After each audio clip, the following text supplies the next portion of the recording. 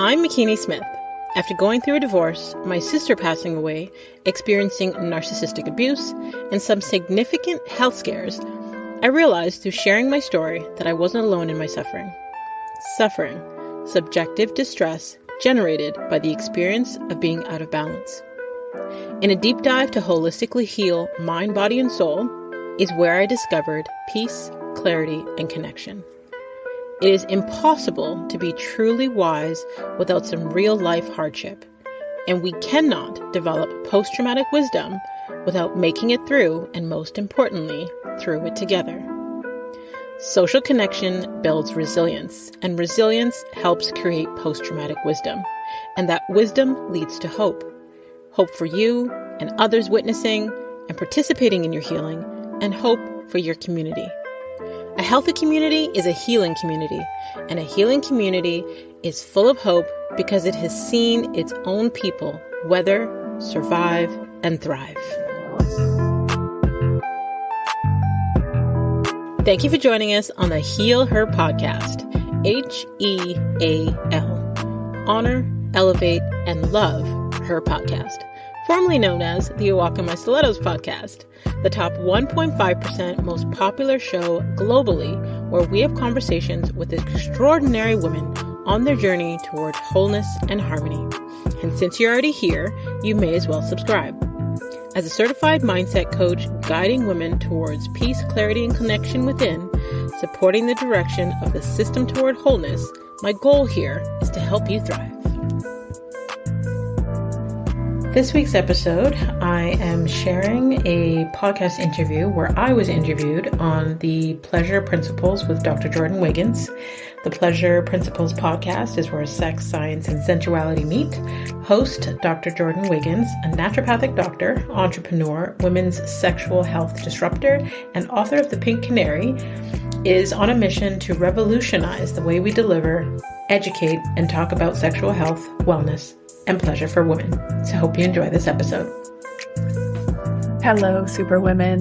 Today, I want to welcome Makini Smith. She is a mindset coach, author, podcast host, and just all-around badass that I met on it was a anti-hustle manifesto. Yep. Yes, with Eleanor Beaton, which was just such an amazing conversation. So welcome. And even more, that's how we met. And then I went on your podcast and sort of, you just said, how are you doing? And I said a sentence or two, like I basically trauma dumped on you. I never even met you. And you're like, I get it. And I thought that no one in the world would understand. That's how isolated, alone, and ashamed I felt. So I'm super excited to have this conversation because I think it's going to impact a lot of our listeners. So why don't you tell us a little bit about you, what you do for work, just so we have the Coles notes. Absolutely. A little bit about me. Where do I start? Mother of three. I've been a full-time entrepreneur since 2009. My mentor, who passed away just over a year and a half ago, Bob Proctor, basically helped me shift my entire paradigm, my entire belief about what is possible and what we can attain in this world. And I am also a 5-time author. I write personal development books, and I also have a podcast called the Heal Her Podcast, which ranks globally in the top 1.5% of most popular shows out there. And it's amazing. We're going to link it in the show notes.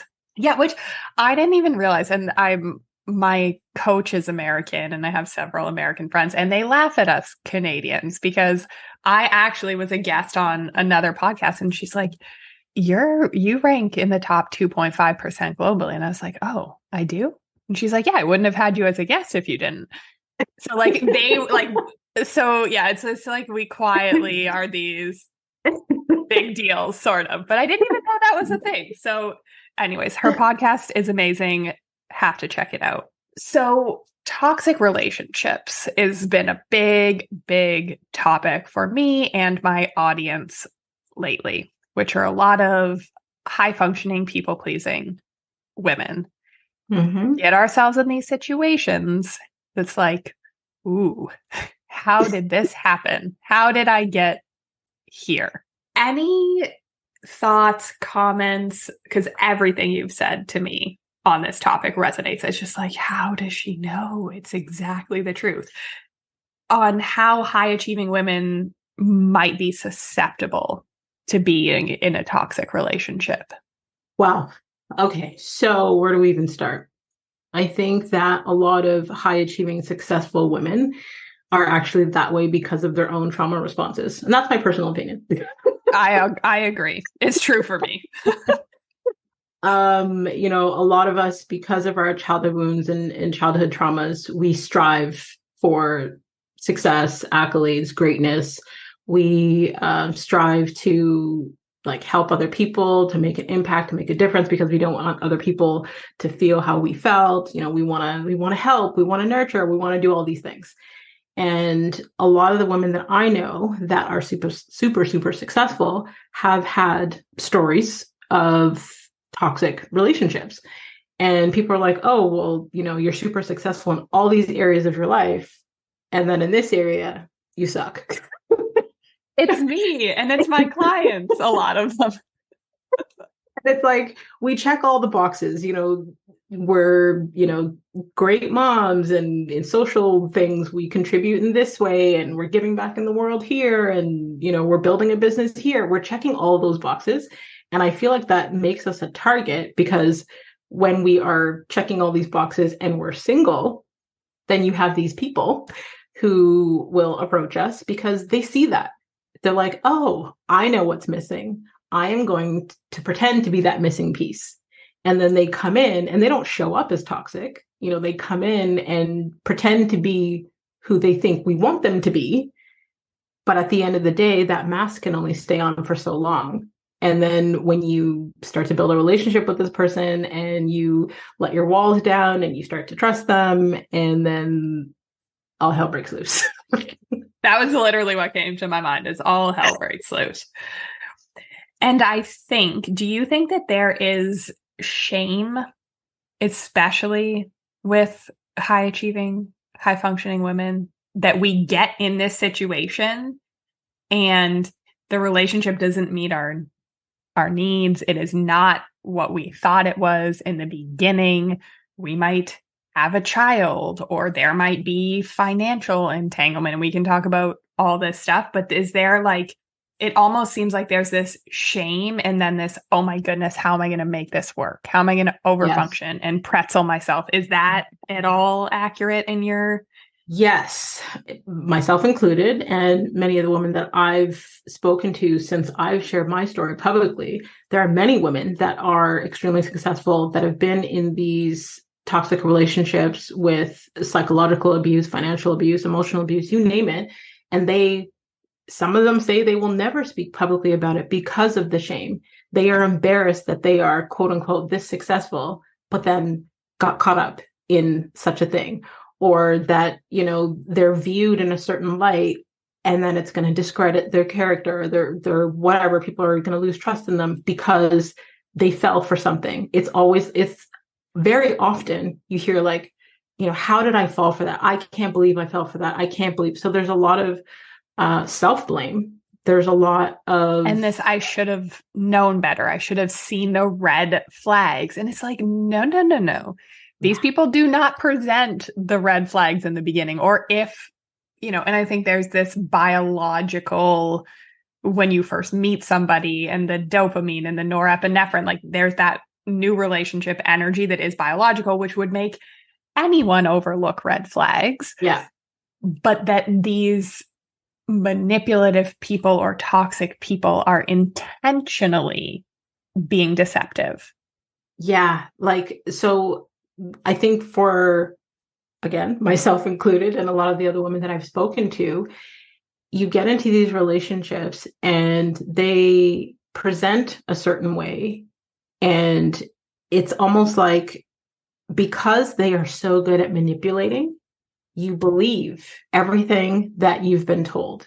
There's manipulation left, right, and center. And on top of the manipulation, they usually want things to present a certain way.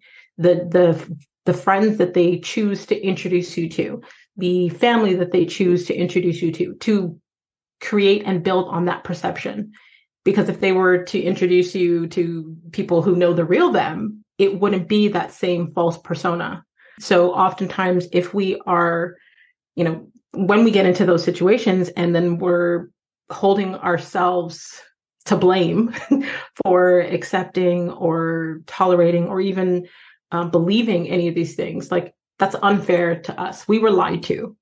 So I wish a lot of people, instead of playing the victim or being ashamed, it's the same way if, you were, I don't know, can't think of like a particular example, but it's like if someone else robs you, you're not going to say like, how did I let that happen to me? That person came and took what they wanted. Yes, intentionally. Took advantage of you. Yes. It's not your fault. So I really wish that people would be kinder to themselves. And I think there's we victim blame sort of as a society and a culture. Absolutely. Absolutely. I've seen it left, right, and center. I've seen it under posts of other celebrities and influencers. I have heard it about myself.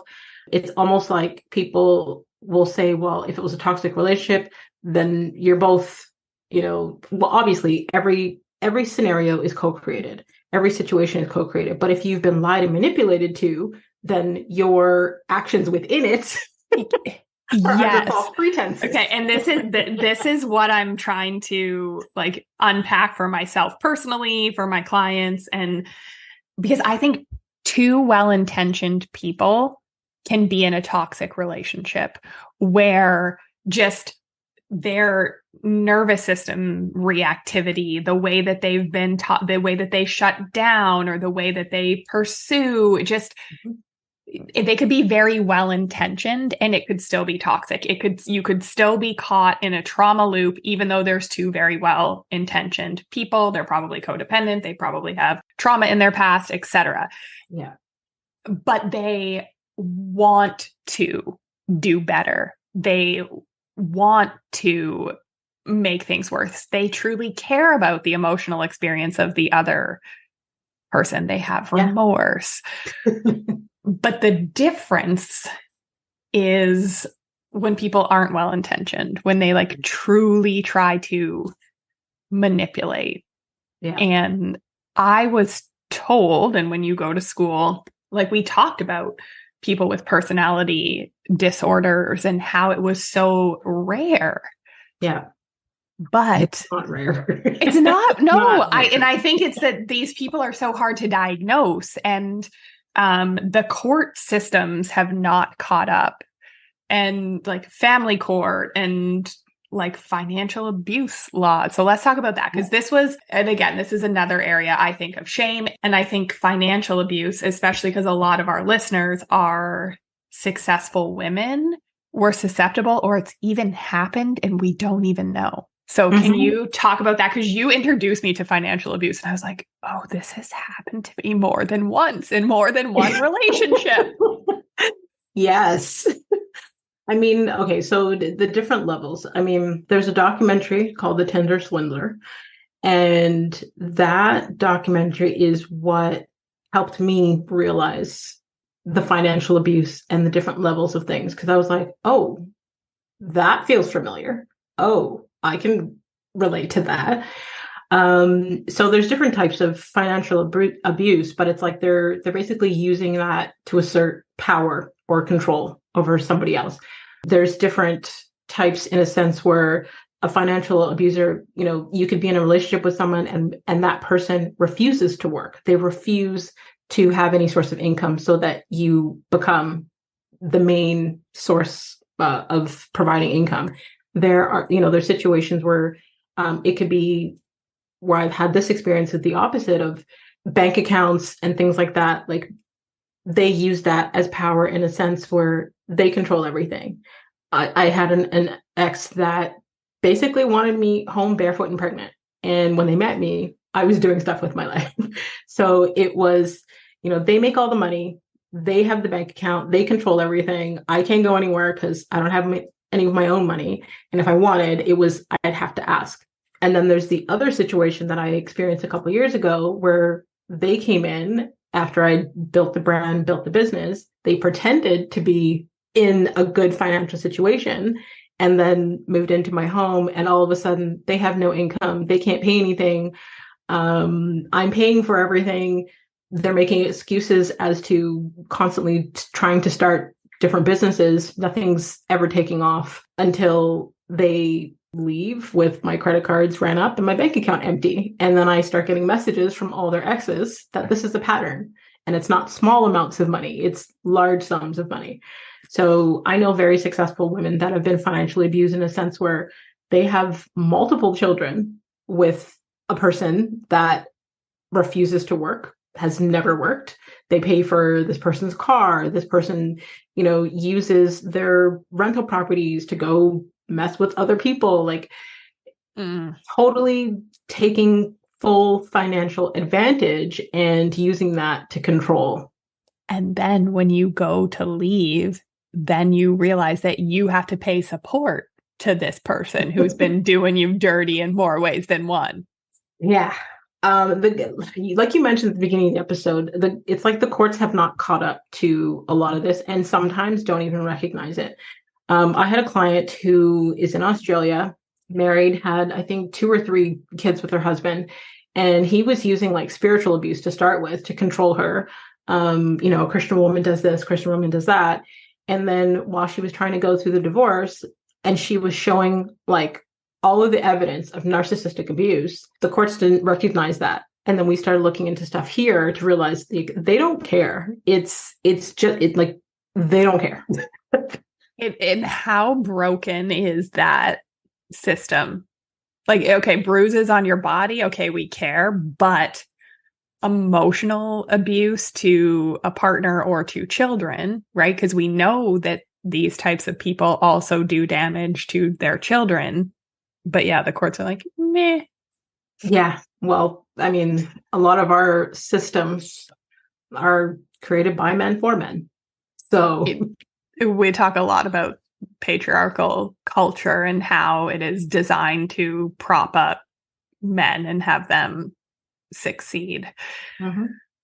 So a lot of our clients, and it's funny because it's almost like you are willing at the beginning. Like we're taught you can do it all and you don't need a man. So I have a lot of clients that are successful that they've like retired their spouses. And I've even heard, not as much anymore, but that's like a goal or things that women in my masterminds and stuff would brag about. Like, oh, I retired my husband, whatever. Yeah. And again, that is there a willing, so you retire somebody or they don't work and you're the primary breadwinner because maybe it was a decision that you made, right? Like I have this big career, he's going to stay at home, but then there comes a point or there's an event and it's usually with like their health or their intimate relationship when women come to me. But there's an event when they can't do it anymore, or when there's like their health gives out, or when they need their partner to step back up. And sometimes I think we're not even necessarily, we're not talking like a full on manipulative abuse situation, but we're talking about like a toxic relationship situation where like the men won't even step up when their partners are sick, or they won't even like That's exactly what happened to me. I had some severe health issues in my family, like cancer and fibroids, and all those things are very common. And my sister had passed away at 39. She had like issues with fibroids and some things happened. So when I was 39, I was having like severe hemorrhaging. They had to remove cancerous cells in my cervix. Then they told me that they had to remove my uterus. And the person that I was with, who total like narcissistic personality disorder, did not realize. So the moment that I got sick was just after the first year of being together. I required lots of doctor's visits and I had to have the hysterectomy. So major surgery, major organ removed. And the plan was, okay, well, I've been providing financially for us. I'm going to be down for who knows how long right now. You need to get a job. Like all of these businesses you're trying to start that are not making any income, you need to actually go get a job. There was always an excuse as to why they couldn't or why it wasn't working out. But the day that I had the surgery, I remember there was an incident that happened, and then it was almost like mentally I shut down after the surgery. It's not even that I was in that much pain physically, it was mentally. And the next day I'm in bed and they basically came to me with like a notepad of things that I could do from bed to continue working so that they didn't have to, basically, how they could financially gain from my network, from my following, from my work that I have already put in. They had no intention of working. And my recovery was supposed to be 6 weeks long. And after 6 months, when things got worse, when they thought I had colon cancer, they thought all kinds of stuff. So I required a lot more time off and couldn't function. Still, this person had no desire to work until we were living off my savings until it was done. And it was like the Wednesday, I made a comment about them being a dependent. And by the weekend, they were gone. Like, moved out of my house, ghosted me, you name it. Money's done, they're done. I found it shocking when I listened to that part of your story in your podcast. I messaged you, and I remember I was in Toronto, like on my way to Toronto to get my hair done. And I wanted to puke then. Like, you're in bed, you had a hysterectomy, you had been supporting, and then now, right? It's a relationship, it's a team. You want your partner to step up and help and pitch in. And then they're going to sit there and blame you and tell you what you can do from bed. Like, and I still want to puke. Like, yeah. Yeah. I know. I almost have no words. I have to laugh about it now because it just seems unreal. And if I hadn't done as much work as I have since then, I wouldn't even be able to talk about my story. Like you said, there's shame behind it. There's like almost like shock. Like, did this really happen? I cannot believe this was my life. So I can laugh about it now because it's like I'm in such a different place. But yeah, there are people out there like that. And I've sort of been on both ends of the financial situation. One where I was a primary breadwinner and no ambition to do more, gambled, and took out a second mortgage on our house to try and pay off the debt without me knowing. Like, again, that happened. That is financial abuse. I didn't know this at the time. And the other end of the spectrum where it's like, I'm a primary breadwinner, don't worry about it, work part-time, I'll support you. And then the mask fell off and like, that was on a Tuesday and the Sunday they were out. So it's very fascinating the lengths that these manipulative people would go to. And my first relationship that I was referring to, I would say that would be like more on the toxic side, that it wasn't like there was abandonment wounds there. And I don't think he wanted to lose me and also didn't want to get help and that. So, but again, like, it's abuse. It's not okay. And it's almost shameful and embarrassing to talk about. Absolutely. And I've been shamed for sharing parts of my story on many different platforms, but I shared my story on the Dear Future Wifey podcast, and it's like globally in like the top, I don't know, 0.02%. It's a very popular podcast. And because a lot of their audience is faith-based Christian, it was like, you guys weren't married, you shouldn't have been living together, or I would never give someone my money, da da da. And it was like, if they took a second to actually hear my story, it's not like I was handing this person money for no reason, saying, here, take this, or take that. So people's perception of hearing parts of your story, they'll shame you for without knowing all the details. There are people who were mutual friends of both of ours that no longer speak to me because I've been sharing my story. And obviously, with someone who is a manipulator or someone who is trying to protect their own lies, False persona. Exactly. False persona. That person is, twisting the narrative. And of course, they were only trying to help me and They're my the children. victim. They're always the victim. They're the victim. The victim and the hero at the same time. How is that a thing? At the same time. Yeah. I'm still mind blown by that. Yeah, exactly. So it is challenging, but at the end of the day, like, I cannot deny my truth. No one else, like, it happened. It's not a story that I made up. It happened. My kids who live in my house, 3 grown children, witnesses. It happened. Even my ex-husband was in shock with, like, he was like, what do you mean? What? Like, and he's another head case. Like, it happened. It's like, and I'm currently dealing with legal things, so I'm waiting for those to be done to fully share my story and what has happened to me. But even alluding to the fact that I would share and I would speak up, because I feel like we need to talk about these things.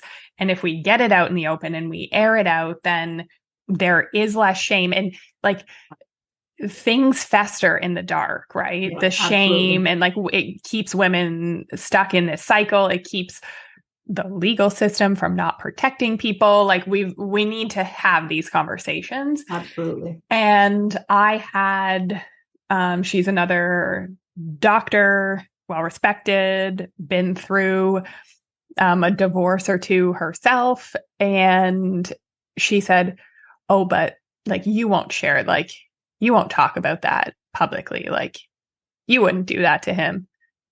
Excuse me?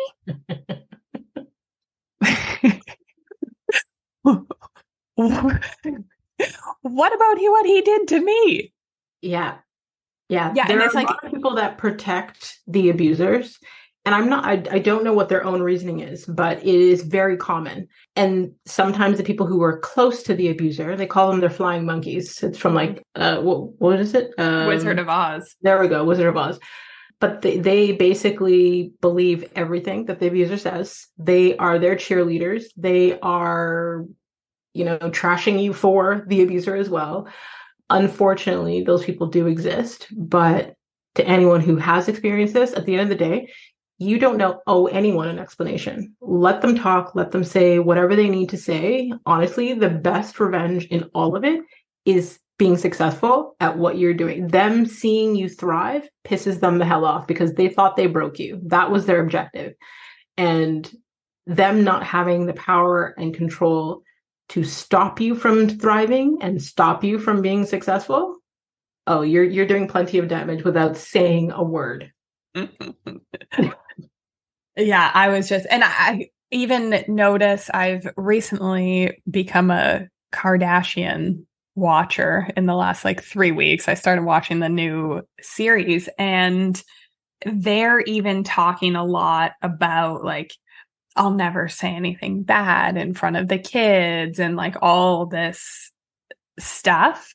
And I understand that children are innocent and need to be protected and insulated and things as much as possible. But I feel like there is even an element of victim blaming in that, or hiding in that. Like, if you're pretending like dad isn't abusing me, and I'm going to protect you from the media and only let you watch Apple TV and only do all of these things, like, are you really protecting the kids? Exactly. And I agree with you where, like, yes, kids are kids and you don't bring them into adult arguments. So I don't believe in saying things like, your dad is a, but instead, this type of behavior is toxic. These things are abuse, so that they can see for themselves what is right and what is wrong. Because now my kids are old enough to be like, oh, yeah, that dude was toxic. Yes. Yeah. And age, right? Like, there's nuances, but I think totally hiding the situation and pretending like everything's fine, or making the best of it when your needs aren't being met, like, we're just perpetuating the toxic dynamic. Yep. Yeah. I think awareness is key, because a lot of us who have experienced these things, we either didn't hear anyone talk about it before, or we didn't know about it because we didn't know about it. So us having these conversations, us, putting content out there to bring awareness is the best thing that we can possibly do. Because when I was on my healing journey from my experience, about 6 months to a year after it happened is when I started talking about it publicly, because I didn't want to speak from an unhealed place, because I probably could have said a lot of things that didn't need to be said. But I went through, I guess, a phase where I was talking about it very often. I was talking about it very often on my Instagram, on Facebook, on the podcast, you name it. But the point of it was to bring awareness. And I do not regret helping the thousands or hundreds of thousands of people that I was able to reach just through sharing that. I've had so many women that came into my DMs that needed support, direction to how to safely exit the toxic relationship, where they needed support on knowing where shelters and facilities are in their area, where they needed support for their kids. Like, I will never regret sharing my story because of the people that need help. And I needed it and didn't have that information or support. Yeah. And if we're shamed into silence, then we stay stuck or get ill, or the outcomes are not good. But when we talk about it and women can see the similarities in their stories, it's like the private plane thing. Yes. Yeah. That was a love bomb for me at the beginning too. And it's like, how is this, how are they the same? Yeah. They're different, but they're the same. They're different. They come in different forms. It's the same thing in a different package, but they come in different forms. Agreed. Yeah. So I'm asking for me, but also because I know a lot of the listeners probably want to write a book. I've written one, looking at doing another. You've done 5? Yes. And I also help other women to publish as well. And if women are sitting on a story or want to write a book, do you have advice for them, tips? Yes, absolutely. I mean, so all 5 of my books are personal development tools. The first one was me sharing my story. I'm going to say pre the huge narcissistic abuse experience, but also it does speak to a couple of my past toxic relationships, how I worked through that. But they're all really tools to help other people, walk in their greatness. But I've had a couple of clients that have written books specific to their abuse experiences, specific to narcissistic abuse.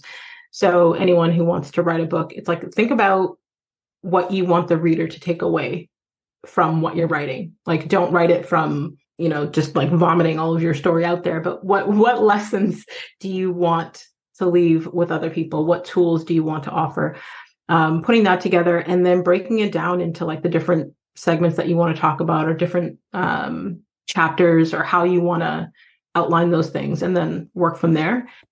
And then we publish it, basically giving women access to the same tools and resources as traditional publishers. There's a lot of women out there that have a story. We all have a story at the end of the day, but there's a lot of women that have a story, that want to publish a story, that have no idea how, or they don't want to go through just the Amazon route. They want to be able to have their books sold globally in, big box stores. Like, my book's available in like Walmart and Target and all that great stuff. So I help other women do the same. I need you to publish my second book. I'm here, girl. I got you. It's good. I have a title too. And every time I tell people the title, I'll text you after. They're like, oh, that's good. I'm like, I know this is going to be like even bigger than the first one. So, okay. I'm excited. Yeah. I'm still, because it is fresh and we talked like the healing journey. I'm massive on sharing from like the scar, not the open wound. Yes. So I still feel like I have healing and awareness, and some parts of the story are not complete yet. So right. I get it. It's happening, but I need to be a little more healed. Okay. So I always end these episodes with a couple questions. What do you do for pleasure, joy? What makes you feel good? I am probably one of the most simple people that someone may encounter. Like people look at my life online and think that I like to go out and do all these extravagant things. I enjoy being with my loved ones in nature. I enjoy conservation areas. I enjoy nature walks. I enjoy trips to like waterfalls and that. I don't know why, but that just makes me feel so great. healing, Yeah. grounded. Yeah. Yeah. Love that. I even tell clients, like, go outside and put your feet on the earth for 5 minutes in between calls or your work day, because just like little bits, even if we can't make it out to the waterfall, which sounds amazing. And actually, I'm going to add that. I'm going to take my daughter. I'm going to add that to our to-do list. This is why I like talking about these things, because it gives other, like yeah, we have a couple around where I live. Why have I not? I haven't been in a couple of years. Explore. There's like what I did just about a year and a half ago. Even I took a week for my birthday and every day explored a different trail that led to some kind of falls. So I went out to like Ancaster and Hamilton and Niagara and did all those trails out there that led to different waterfalls. And just the grounding, the reconnecting, the calming down my nervous system, just being in the beauty of nature. It was just fabulous. So yeah. So therapeutic. And another thing that we talk a lot about, because it doesn't feel, I feel like we tend to shrink our greatness or try not to shine too bright. So I talk about bragging, or like something you're really, really proud of. Mm-hmm. So could you share a brag with our audience to wrap up? A recent brag? Or you can share several. Okay. So I had decided last year that I wanted to move away from doing one-on-one coaching and wanted to get more into being paid corporately to do stuff, because I've been self-employed. I'm like, yeah, I just want money to flow to and through me. And I put that out into the universe, and I was so focused and open about it. And then in January, I had a corporation book a discovery call through my website. And when they started negotiating things with me, I thought, okay, is this really ever going to happen? But it did. And I basically charged them almost 6 figures for 6 sessions, and it feels great.